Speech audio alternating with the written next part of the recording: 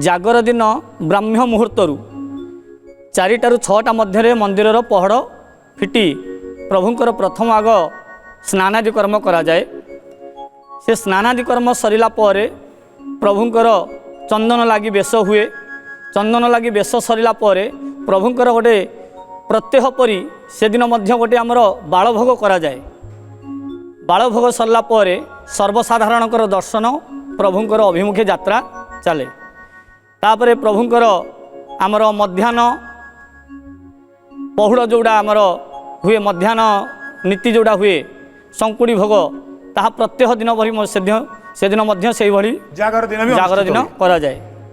तापर आमर दिनर अवसान संध्यार आगमन समय रे आमर प्रभुंकर 4 प्रहर संध्या 6टारू सकाळ सूर्योदय 6टा पर्यंत जो 4 प्रहर रहा प्रत्येक प्रहर 3 घंटा भली 4 प्रहर रे 4टा अभिषेक प्रभुंकर करा जाए। स्वतंत्र पूजा जागर रे सेटा रही अभिषेक हम केवल जागर आज्ञा केवल जागर दिन प्रभुंकर 4 प्रहर 4 प्रकार अभिषेक करा जाए।